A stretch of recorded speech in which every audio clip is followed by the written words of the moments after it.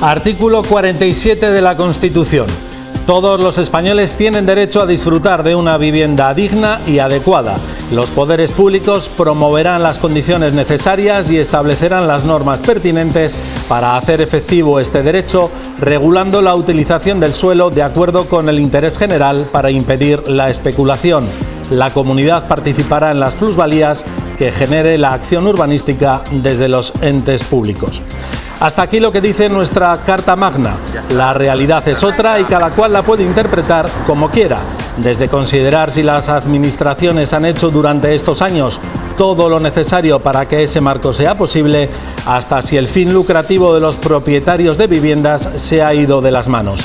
La especulación no solo es monopolio ni de los promotores con el precio del suelo, ni de las entidades financieras con los intereses. También hay una parte importante de ciudadanos que participan de ese círculo vicioso con alquileres abusivos que dificultan que ese artículo 47 sea algo más que letra impresa en la Constitución. Aquí hay culpa para muchos, incluso para los que creen no tenerla. Ya está adaptado, este se adapta.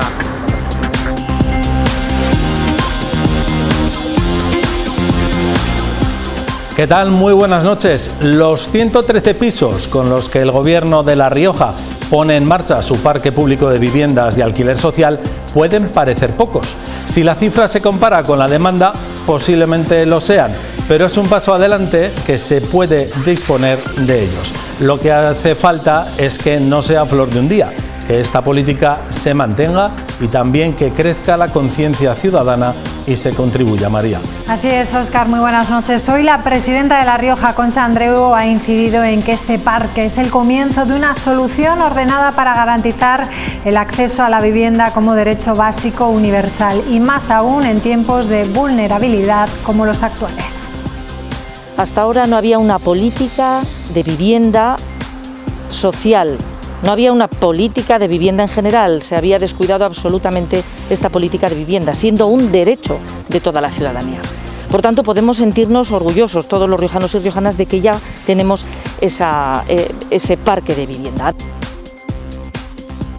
Esta tarde hemos sabido que el Gobierno Nacional ha recurrido ante el Tribunal Constitucional el Estatuto de Personal del Parlamento de La Rioja. El Ejecutivo considera que esa disposición transitoria segunda incurre en inconstitucionalidad.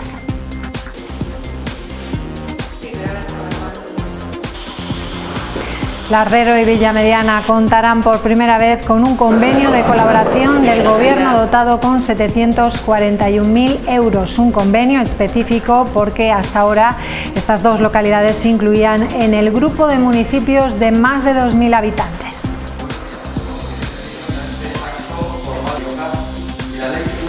Mañana, 30 de junio, concluye el plazo para cambiar las pesetas por euros, un cambio que se realiza en el Banco de España en Madrid o en sus sucursales. Se estima que hay en circulación 1.585 millones de euros. Los riojanos que quieran canjear sus pesetas tendrán que hacerlo fuera de esta comunidad. 1 millar de personas se concentraban ayer en el Espolón reivindicando la libertad sexual en el Día del Orgullo LGTBI.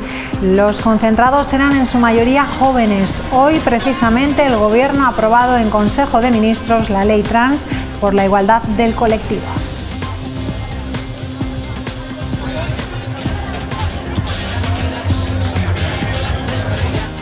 Y en deportes, de momento serán 4 los deportistas riojanos en Tokio. La presencia a título individual del boxeador Gazi Khalidov y de la biker Rocío de Alba García se suma ahora la presencia de Álvaro Fernández como uno de los 22 seleccionados por el jarrero Luis de la Fuente en busca de un oro que se resiste desde los Juegos Olímpicos de Barcelona 92.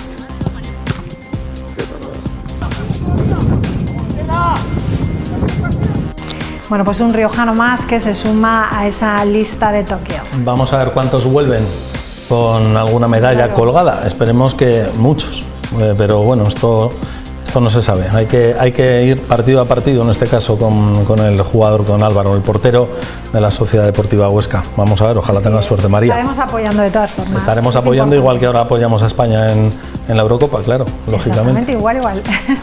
Vamos a la información, María. Hace ya una semana que miles de escolares dejaron las aulas. El comienzo de las vacaciones ha marcado el final de un curso que comenzó con extraordinaria preocupación en toda la comunidad escolar, especialmente por las familias, porque, bueno, pues con toda la lógica, la duda razonable de si las aulas podían ser focos de contagio estaba ahí.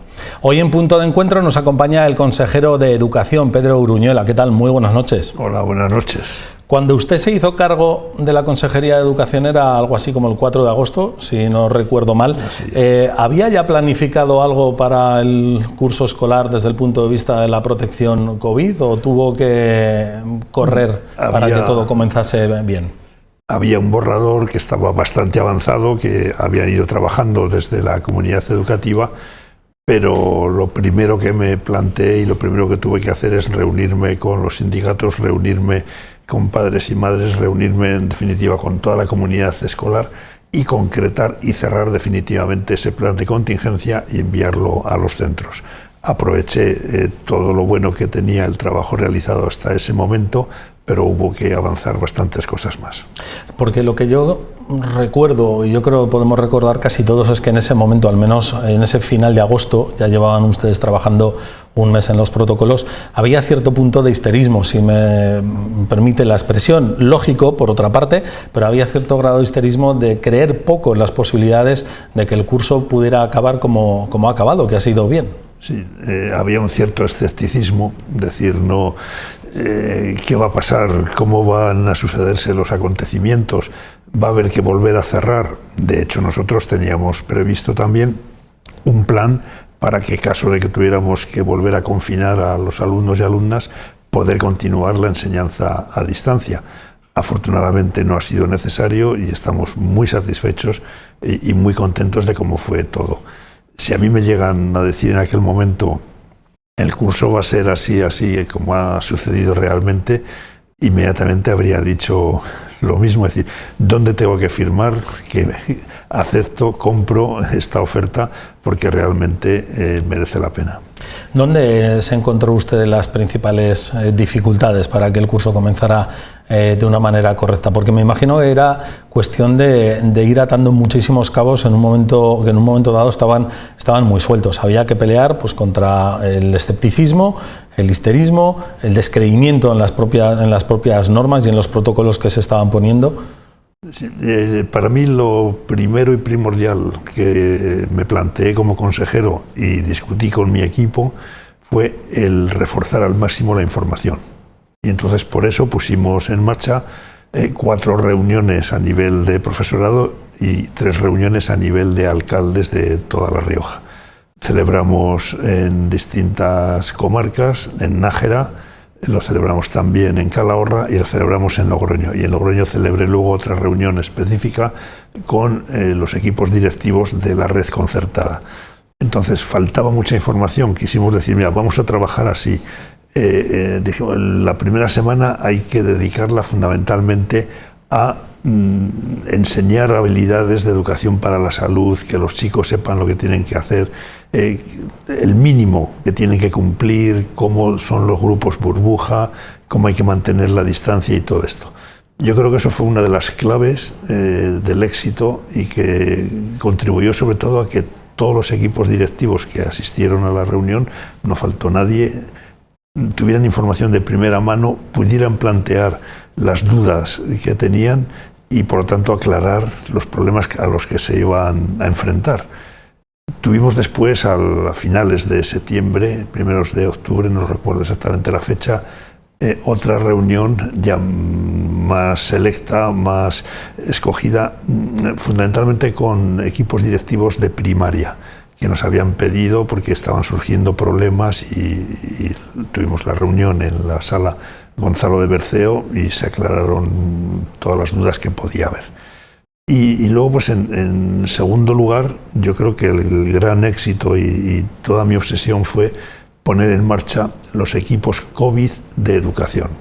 Es decir, hemos sido una de las pocas comunidades, no en todas se ha hecho esto, que teníamos desde educación 2 equipos formados por enfermera, por el inspector médico, por auxiliares administrativos, que recibían el aviso de cualquier problema, de cualquier caso positivo que podía haber en algún lugar de La Rioja, e inmediatamente en el mismo día acudían a dicho centro, tomaban las muestras de PCR, mandaban para que se hicieran los cultivos en el Hospital San Pedro, y en el mismo día, en el plazo de 24 horas, sabían si realmente estaban contagiados el resto del grupo, si no estaban contagiados y qué medidas había que tomar. En infantil siempre era la cosa más clara porque como no había mascarillas, el contacto directo era mucho más frecuente, hubo que actuar mucho más tajantemente, es decir, pues mandando a casa durante una semana cuando teníamos un caso positivo entre 3 y 6 años. Pero en primaria hubo situaciones que gracias a esta gestión se hicieron muy bien.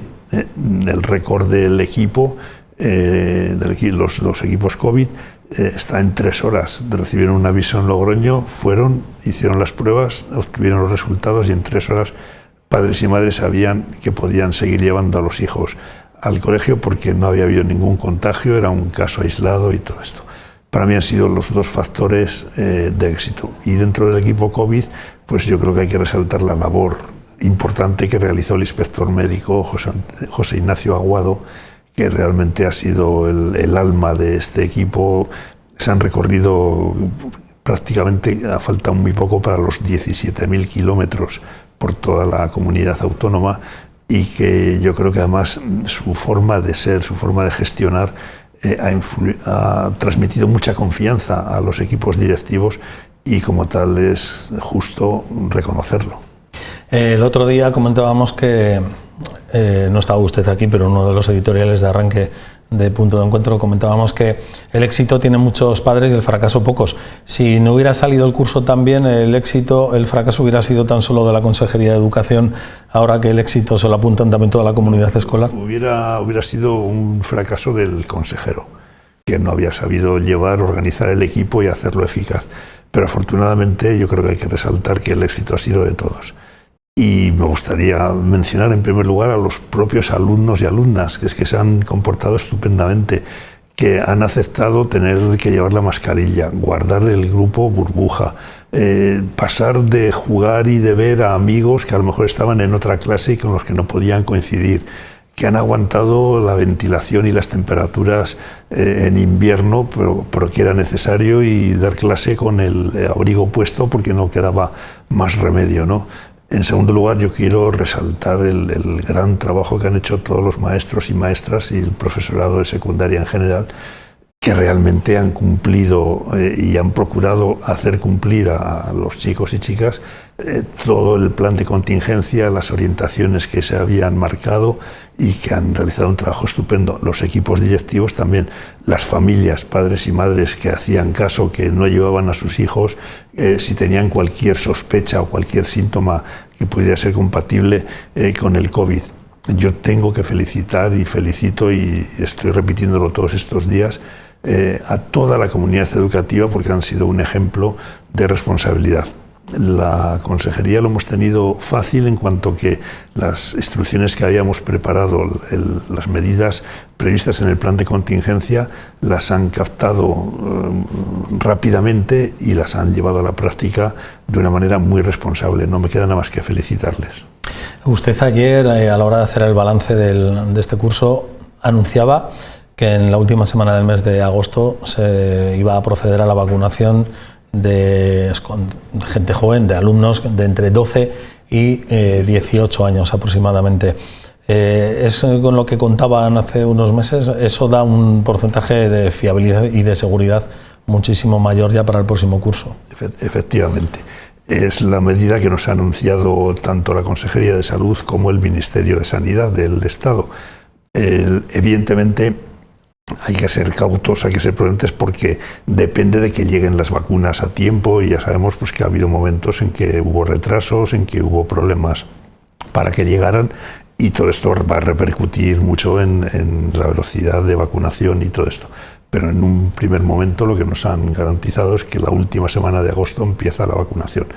El grupo de adolescentes es un grupo pues con cierto riesgo, es decir, todos hemos sido jóvenes, nos gusta salir, nos gusta estar con los amigos, celebrar los cumpleaños, celebrar algún que otro, no está bien, pero bueno, algún que otro botellón y tal, ¿no?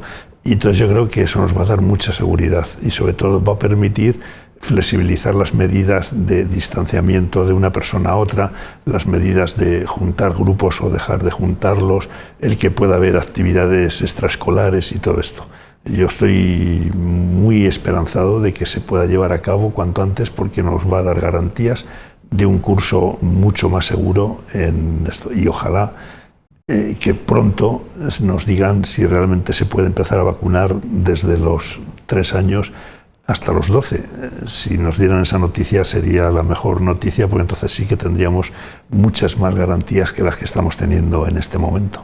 Se acaba de referir usted a actividades extraescolares y a las edades de la adolescencia, aunque en este caso es un poquito más que adolescentes los que se van de viaje de curso. No sé si los viajes de fin de curso son actividades extraescolares o no, pero esa franja de edad entre los 16 y 18 años que sí, que se van de viaje de estudios y que todos conocemos ya a estas alturas el resultado del macrobrote de Mallorca, generado por esos viajes de estudios que se han producido y que han diseminado el virus por varias comunidades.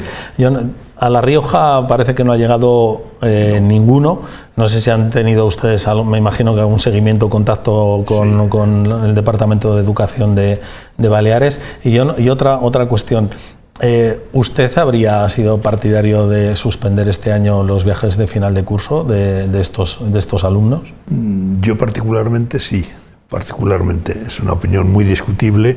¿Y por qué? Pues porque realmente se ha visto que no ha desaparecido el virus y que en cuanto se ha abierto un poco la mano, pues han vuelto a aparecer nuevos contagios y todo esto. Afortunadamente en La Rioja tuvimos una sospecha de un conjunto de alumnos de un instituto en Calahorra que no se ha confirmado y por lo tanto no hay que decir nada en su contra, ni mucho menos, ¿no?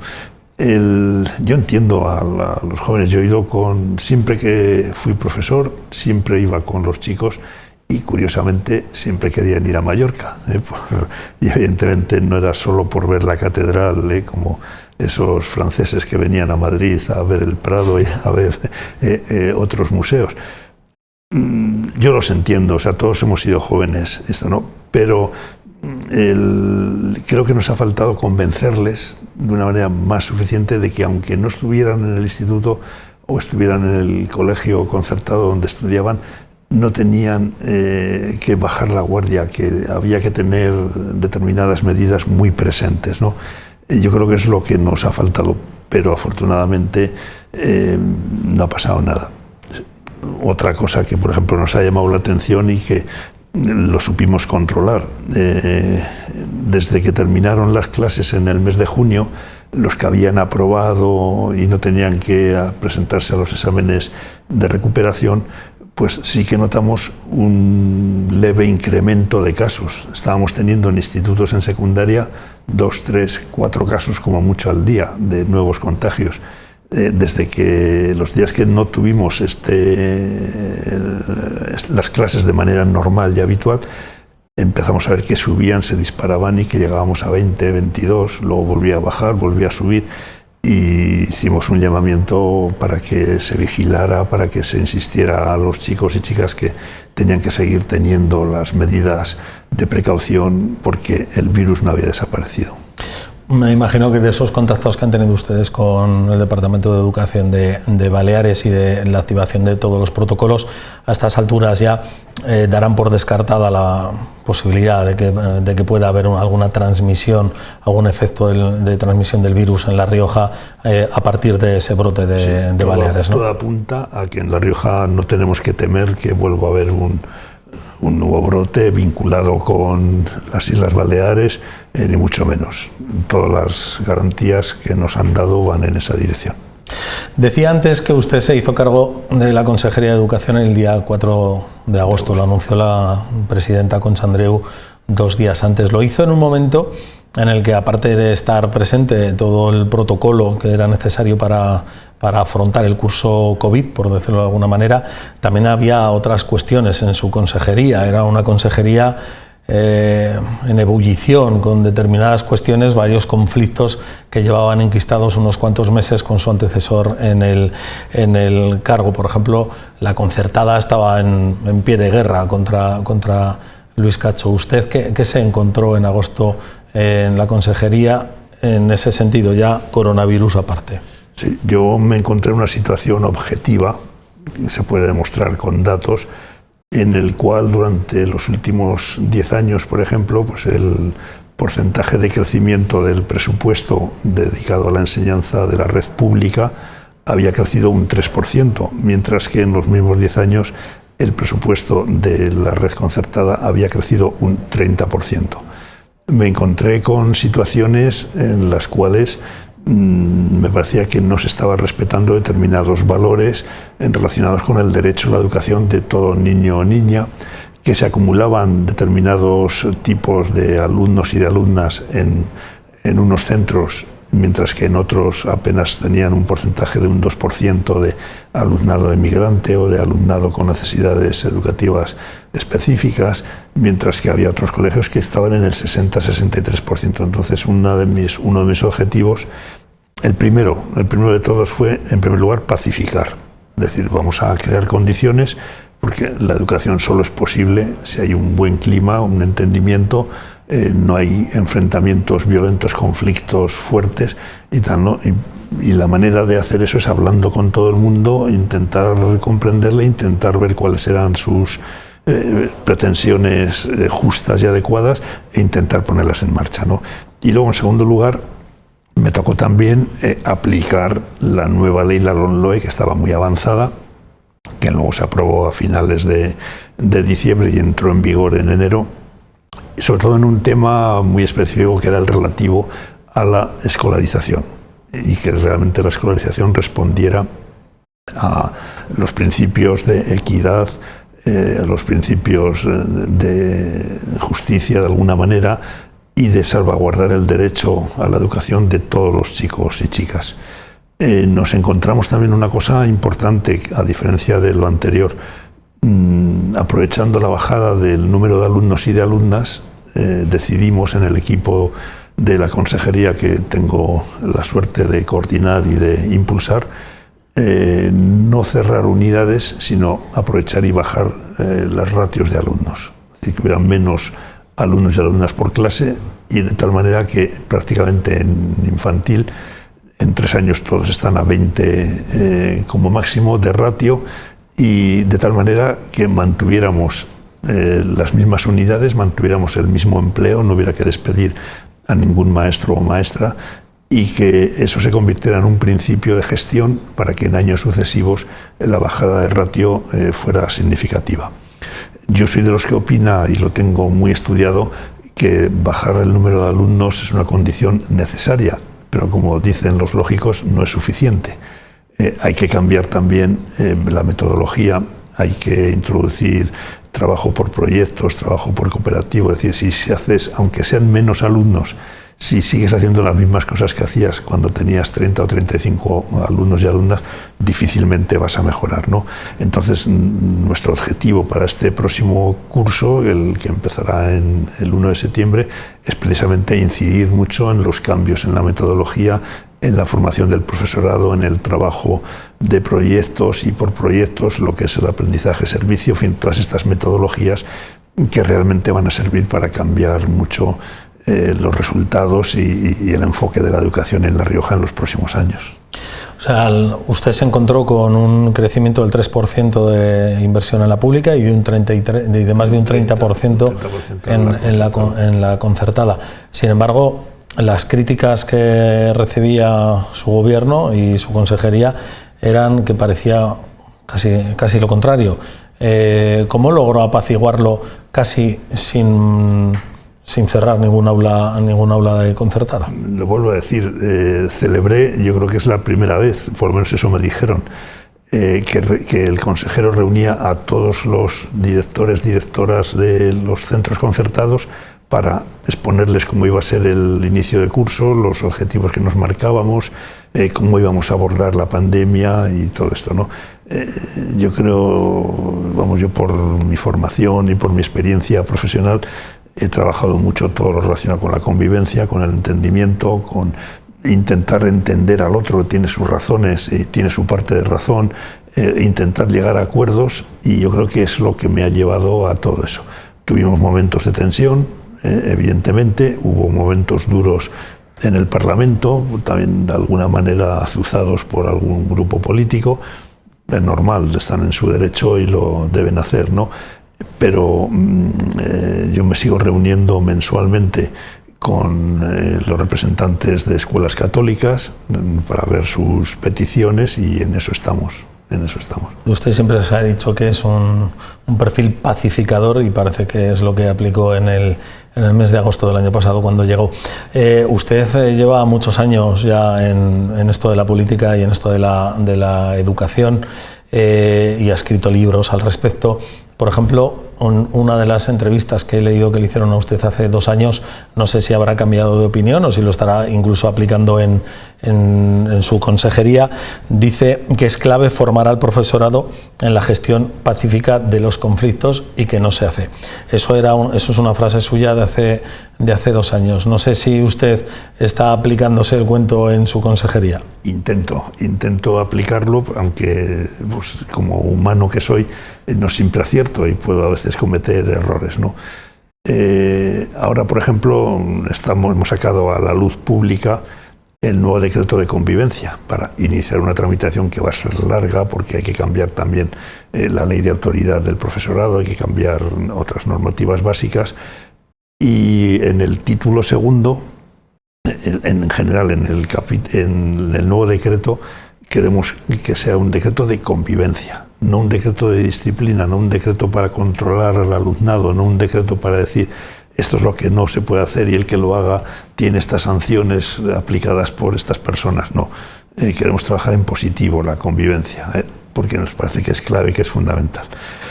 Los chicos y chicas que están con nosotros desde los 3 años hasta los 18 pasan. La escuela es la única institución por la que pasan absolutamente todos los chicos y chicas, todos, no hay otra institución, y están con nosotros 15 años, la mayoría. Es decir, dejar pasar la oportunidad de que aprendan a convivir, a relacionarse pacíficamente, a dialogar, a gestionar los conflictos de forma pacífica, es imperdonable si no somos capaces de ponerlo en el día a día y tal, ¿no? Y ese es el sentido que decía de la frase. Nosotros queremos poner el aprendizaje de la gestión de los conflictos tanto en el plan de convivencia que tienen que hacer los centros educativos como en el propio currículum, porque tan importante puede ser conocer cómo se opera con unas ecuaciones a saber cómo resolver un conflicto de una manera pacífica, qué actitudes tienes que tomar, cómo determinados planteamientos pueden entorpecer y hacer crecer mucho más ese conflicto, ¿no? Y yo estoy seguro de una cosa: si algo se van a encontrar nuestros alumnos y alumnas cuando salgan del colegio o del instituto, va a ser conflictos interpersonales, de objetivos, de valores. Enseñémosle a gestionarlo, y porque en gran parte que sean felices y que disfruten de la vida va a depender de la capacidad que tengan para poder gestionar todo esto. Hay muchos profesores que se quejan o lamentan que todo lo que se progresa en las aulas con los niños se pierde en cuanto entran en casa. Por ejemplo, no sé si eso va ligado con eso de la pérdida de la autoridad del profesor, que se encuentra con muchos padres que van también al colegio a echarles la reprimenda a los profesores por echar una reprimenda al alumno. Ese círculo vicioso, ¿cómo se resuelve ese conflicto? Yo pienso que lo que está mostrando es la necesidad de coordinarnos mucho más las familias con el profesorado, y que realmente evitemos lo que yo en mis libros llamo el síndrome de Penélope. Penélope era la mujer que esperaba a Ulises, convencido de que seguía vivo, y los pretendientes querían que eligiera uno de ellos. Todo esto, no, todos sabemos la historia, y ella tejía durante el día, y cuando termine la túnica elegiré pretendiente. Tejía durante el día la túnica y por la tarde por la noche la destejía para que nunca llegara el momento de tener que elegir un pretendiente, pues estaba convencido de que su marido estaba vivo. Yo creo que eso es lo que tenemos que evitar a toda costa. ¿Y la mejor manera cuál es? Contar con los padres y madres. Es decir, en el nuevo decreto y en el nuevo plan de actuación, lo que queremos es precisamente formar no solamente al profesorado, formar también a las familias. Y estamos en contacto tanto con CEAPA, la FAPA Rioja, como con CAPA, para ofrecerles y decirles, oye, que vamos a trabajar con padres y madres, vamos a crear escuelas de formación en convivencia positiva, vamos a trabajar estas técnicas, que los propios centros informen a sus padres y madres de lo que están haciendo en clase y en general con los chicos y chicas, para que haya esa cohesión y esa coherencia. Vivimos en una sociedad muy compleja, en una sociedad mucho más difícil de que cuando, por ejemplo, de cuando yo era niño, ¿no? Y hay que contar con ello. O sea que hoy día cualquier niño, cualquier niña llega al colegio, llega al instituto, y cuántas escenas violentas ha visto en televisión, cuántas películas, qué modelo está viendo en la sociedad. O sea, ese es el modelo de la competición, a ver quién puede más, a ver quién se impone, el modelo de yo gano y tú pierdes, y todo eso son cosas que nos condicionan, nos limitan, pero no nos hacen tirar la toalla, sino todo lo contrario, nos dan más ánimo para continuar y para hacer cosas en la línea que estoy señalando. De alguna manera, de una manera indirecta, se refería, o se puede deducir, que puede estar hablando de acoso escolar, o sea, de violencia en las aulas, de comportamientos violentos de algunos muchachos y muchachas. ¿El acoso escolar existe o se sobredimensiona? No, el acoso escolar existe. Es cierto que a veces hay una sobredimensión. ¿Por qué? Porque el acoso escolar exige 3 condiciones. Primero, que haya intencionalidad. Un crío de 3 años, 4 años, difícilmente va a tener intencionalidad, no sabe. En segundo lugar, tiene que haber superioridad de una parte sobre la otra, es decir, es el que tiene más fuerza, el que tiene más capacidad de influencia, mientras que el otro no sabe cómo defenderse. Y en tercer lugar, tiene que ser duradero en el tiempo. Yo el acoso lo comparo con la fiebre. Cuando uno está enfermo y tiene fiebre alta, no le preocupa la fiebre, le preocupa qué es lo que está causando esa fiebre.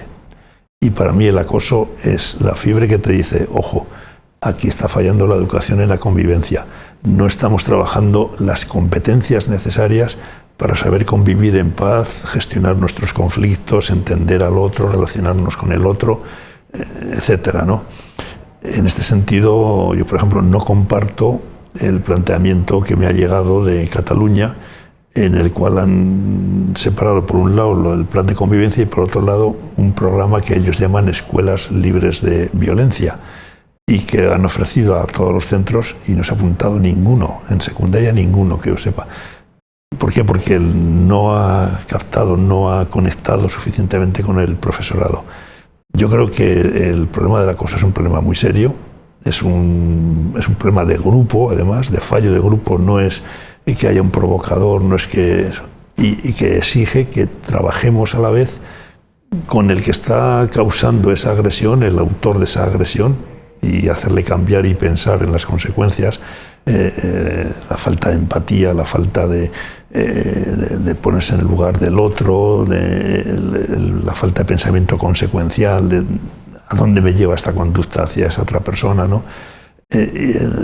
Hay que trabajar con él, por tanto, con el que está cometiendo la agresión, hay que trabajar con quien está sufriendo esa agresión y apoyarle y darle presunción de veracidad, es decir, vamos a averiguarlo. Si no es, ya actuaremos de otra manera, pero de entrada te creo y vamos a averiguarlo, ¿no?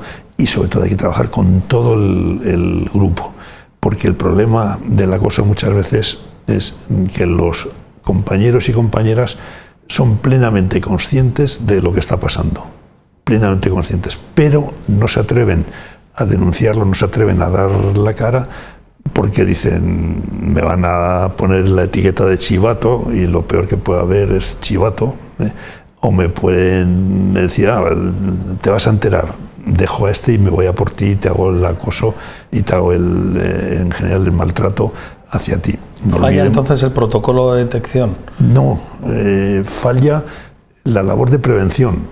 Es decir, si yo quiero que algo no suceda, si yo quiero que el acoso no suceda, tengo que tomar medidas y hacer un plan de prevención.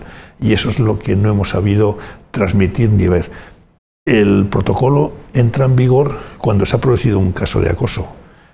Y lo que hemos hecho antes, cómo hemos trabajado la cohesión del grupo, cómo hemos trabajado la gestión de los conflictos, cómo hemos criticado o planteado cosas en relación con el agresor para que se sienta mal, etc. No hemos hecho nada. O sea, lo que está fallando es la prevención. Yo he dado muchos cursos sobre este tema. Tengo una guía que no me publicaron, pero que está ahí para quien la quiera. Digo que de todo el tiempo que dedicamos a este tema, el 70% debe dedicarse a prevención. Y solamente el 10% al protocolo y el 20% para la recuperación del grupo una vez que haya pasado todo y tal, ¿no? Yo creo que es fundamental la prevención. Y me preocupa mucho más que el acoso físico, el acoso vinculado al lugar de enseñanza, el ciberacoso. Es decir, el empleo de los medios digitales para maltratar, insultar, vejar, hacerle la vida imposible, difundir bulos, etcétera, que está creciendo y mucho. Y que el acoso, pues si podemos denominar tradicional, está vinculado al centro escolar. Llega el fin de semana, te vas y desaparece todo eso. Mientras que el ciberacoso, tú enchufas el móvil cuando llegas a casa y te encuentras el mensaje, te encuentras la foto con los comentarios, te encuentras el comentario injurioso y eso lo tienes siempre colgando contigo y tal, ¿no? Y sobre todo me preocupa mucho del ciberacoso, que es que no ves las consecuencias que tiene lo que estás haciendo. Porque a uno que tú le estás haciendo la vida imposible en el colegio, ves que lo pasa mal y antes o después puede reflexionar y puede decir, me estoy pasando y voy a dar marcha atrás. Mientras que en el ciberacoso tú has lanzado el mensaje y no sabes cómo está afectando, cómo está tocando a la otra persona, y eso es muy serio y muy importante. Vamos a hablar un poquito del curso próximo, del 21-22. Para este curso, por las circunstancias del COVID, se contrataron más profesores, hubo un refuerzo importante de plantilla de profesores. ¿Para el 21-22 se cuenta con esa misma plantilla de profesores o va a haber reducción de plantilla? Estamos intentando poder mantener toda la plantilla. Estamos intentando poder. Se está negociando todavía el dinero que nos va a llegar de la Administración Central para poder contratar a más profesores y profesoras. Sí que tenemos muy claro que el año que viene vamos a mantener la presencialidad y que no queremos que haya semipresencialidad, porque hemos visto que no ha sido positivo, que no ha funcionado bien, que ha tenido consecuencias para los alumnos y alumnas. Y dentro de eso estamos peleando, valga la expresión, para conseguir el mismo dinero, los mismos fondos y, por lo tanto, para poder continuar con los refuerzos COVID en todos los colegios y o sea, como lo hemos tenido este año. La escolarización, como usted ha dicho antes, siempre es una fuente de conflictos. Yo creo que no hay un año en el que no sea un conflicto, el debate sobre la escolarización, y supongo que será difícil que todo el mundo se dé por satisfecho. Para este curso que viene, ¿usted cree que se ha dejado satisfecha un porcentaje alto de padres? Yo personalmente pienso que sí, y recurro a los datos. Aproximadamente hemos tenido unas 4.500 solicitudes. Hemos tenido solamente 37 reclamaciones. 37 reclamaciones. Creo que es un porcentaje que puedes estar más contento, más descontento, sí, y en redes sociales puedes ver comentarios, pero vamos a los datos, 37. Hemos garantizado que todos los hermanos estén juntos. Hemos garantizado la proximidad al domicilio y, sobre todo, el 96% de padres y madres han encontrado sitio en primera o segunda opción. Es decir, un porcentaje muy parecido a los de años anteriores. Es cierto que hay colegios que, al disminuir la ratio, han perdido número de alumnos, y hay padres y madres porque se han visto que no es la primera, sino que es la segunda opción.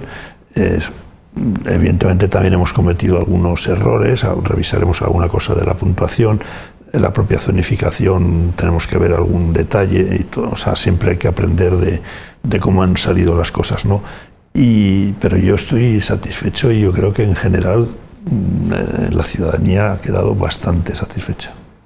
La verdad es que se nos está agotando el tiempo. De hecho, nos hemos pasado el tiempo que normalmente suele durar la entrevista en punto de encuentro, pero no querría acabar sin tratar, aunque solo sea de paso, dos aspectos, y ya continuaremos la entrevista después del verano, cuando arranque el próximo curso. La formación profesional, que siempre es una materia que está ahí, que parece un poco la María de la educación. Usted a lo largo de este año ha presentado algún plan sobre la formación profesional.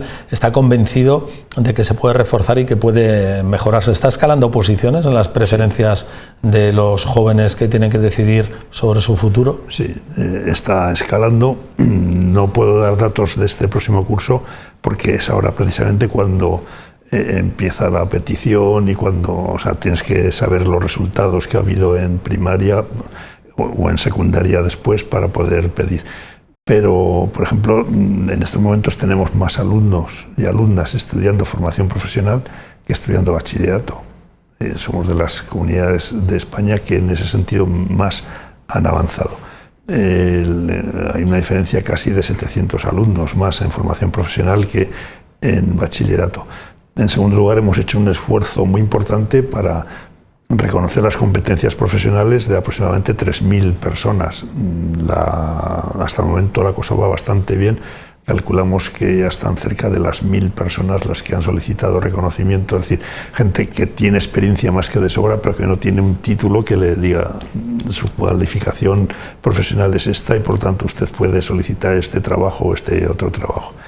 Para el curso que viene ofertamos 800 plazas nuevas de formación profesional que no existían. Vamos a implantar 11 familias profesionales nuevas. Y tenemos un proyecto muy avanzado para potenciar la ciudad de Logroño como centro de formación profesional. Ya está, pronto sacaremos la licitación para redactar el proyecto, etcétera, del nuevo edificio de formación profesional, concretamente en la Laboral, en los terrenos de la Laboral. Yo en ese sentido estoy muy satisfecho. Está funcionando también la educación a distancia.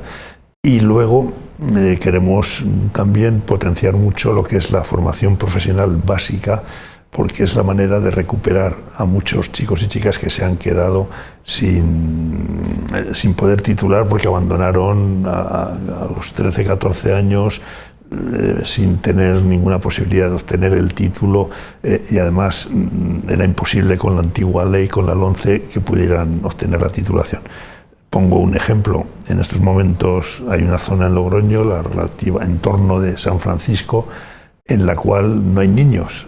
Y tenemos en todos los colegios alrededor, hay plazas vacantes y todo esto.